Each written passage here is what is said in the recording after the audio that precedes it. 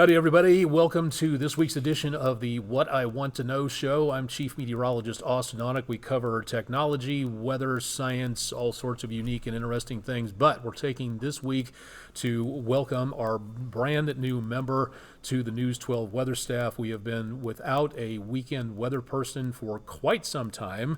It's very nice to have that search come to an end. You have no idea how much I'm glad to be able to say that. So I would like to be able to introduce everybody to our new meteorologist, Mr. Tod Hyslip, joining us for the weekends and or for fill-in duties as we go along here. But Mr. Todd, welcome to Chattanooga.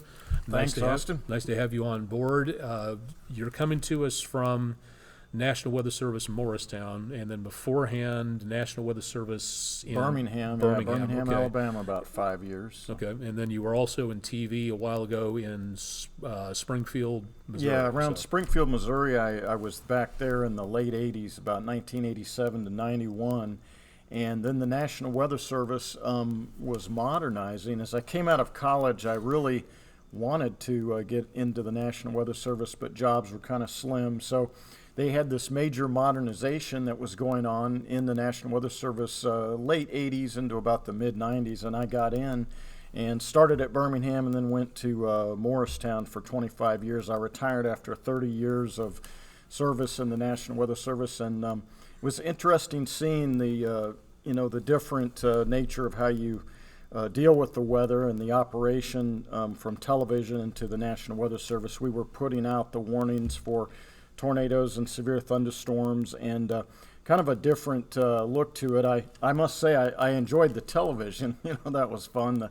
The National Weather Service was very good. I got to learn just a lot of things about meteorology, and my knowledge in meteorology expanded tremendously during that time. And that's one of the things that I've liked talking with. We've been working together for the last 2 weeks, but his grand debut was Friday the 31st, and you may be watching this a little bit later on, but that's one of the things that I've really liked talking with Mr. Todd about is just the meteorological nous that he's shown, just a lot of knowledge about, especially radar interpretation. I've learned some things from him that I didn't know before, and that's really cool to be able to have that. So obviously you have a love of meteorology that goes back a long time.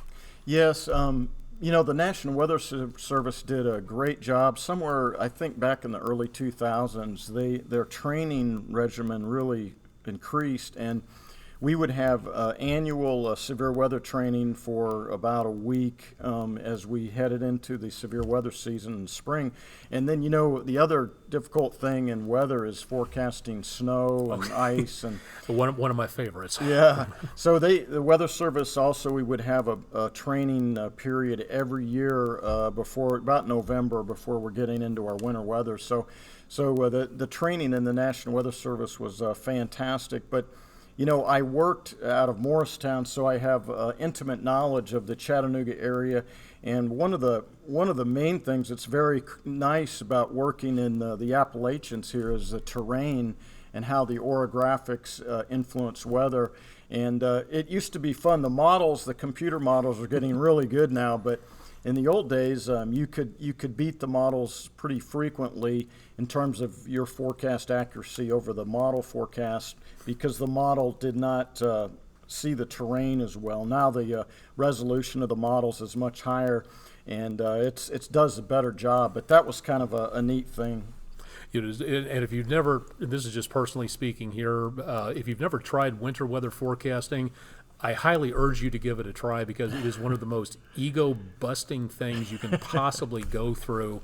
It's really amazing to see just how many, and I studied this back as part of my classes at KU, to where just different layers of the atmosphere, you can one layer change, wind direction here, dry air here, temperature change there, can just bust a forecast just completely and totally. And I've had my share of those over the years. When I was working at my first station, a little station there in southern Illinois, WSIL-TV, right out of grad school, I got a call from a guy. We had a snow situation. We got a little bit more than I said that would happen, and he goes, I got about 6 inches of flurries sitting on the top of the hood of my car, and that was, so I got to kind of see what that was about. Yeah, so he's well suited to working in TV, because we have a tendency to get those phone calls and emails from time to time. So what attracted you to coming back into TV? Because, National Weather Service for 3 decades, it's a bit of a change, to say the least.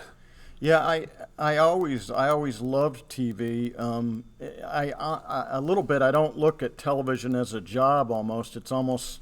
I know it sounds silly, but it's like a hobby. I enjoy meteorology so much, and what happened was after working my 30-year career, I was mowing the grass and washing the car. The car looked really good, and I said, hey, I'd kind of like to try to get back into television. And so I got back in the Midwest, and then the great WDEF hired me. And so I'm real happy to be back in East Tennessee, again, because of my knowledge base on how the weather, and it is a little bit different here because we have the Cumberland Plateau out to the west. You have the broad Tennessee Valley, which we call the Great Valley, all the way up to southwest Virginia, our coverage area. When we were in the National Weather Service, we were in charge of that, East Tennessee and Cherokee and Clay counties in southwest North Carolina. And then the Appalachian Mountains. I mean, you can get some very strong winds like we're having really tonight. You can get like mountain wave type wind events where the wind accelerates to the lee of the mountain. And you know about that from being out in Colorado and mountain meteorology. Absolutely. And the various forms of things like that is really impressive on there. I've had my share of ups and downs on TV, working this business for a better part of the same amount of time that you've been out there for everything. What are you looking forward to the most getting back into the TV process of things? Just going from National Weather Service to broadcasting.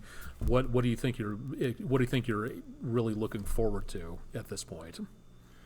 Yeah, looking forward to, I guess part of it is learning from you because you have years of experience of the television broadcast side of forecasting, like what's going to happen tonight. This is Friday, March 31st, when this is airing, and we have a big high risk of severe thunderstorms out along the Mississippi River, and we're going to have some rolling through this area in East Tennessee late tonight. And so I guess learning and trying to get better and better at dealing with the on-air coverage of severe weather. I was doing it behind the scenes, in the National Weather Service. We're the ones that are monitoring radar, and oh yeah, there's a very strong velocity cup and gate-to-gate shear on a thunderstorm, a supercell thunderstorm, and we're putting out those warnings and sending them out to the TV weather guys. But I didn't, my career was so brief, I had not done a lot of severe weather coverage. So kind of like that, and then just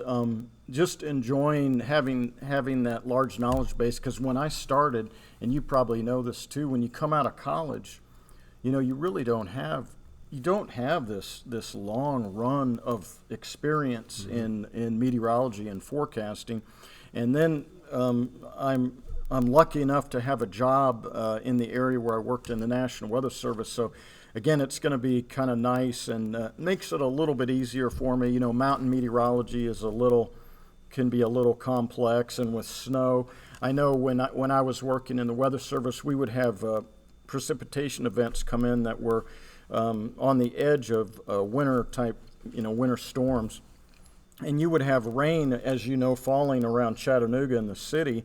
But then up on Signal Mountain, up on Walden's Ridge, and up in these higher elevations, only about 1,500 feet up, you would actually have sleet and snow falling, as you know. So, and as the systems were coming in, so it was like having worked so long and kind of getting again this intimate knowledge of how the meteorology plays in this part of the country is really nice. Okay, excellent. All right. If you're just tuning in, I'm Chief Meteorologist Austin Onig. This is our brand spanking new meteorologist on the News 12 staff, Mr. Tod Hyslip. We are going to be posting this to our YouTube channel and to other social media platforms. If you'd like to see more or replay this entire interview, you can find out more at WDEF.com, and we'll also have it on our social media channels. So, Mr. Todd, very nice to have you aboard. Nice to be working with you. Thanks for being able to sit down with us for just a little bit, and we'll have more coming up about all kinds of other stuff on the What I Want to Know show a little bit later on. I'm Chief Meteorologist Austin Onig. You can contact me at aonig@WDEF.com, and more coming up later on News 12. Thanks for joining us for this week's What I Want to Know show.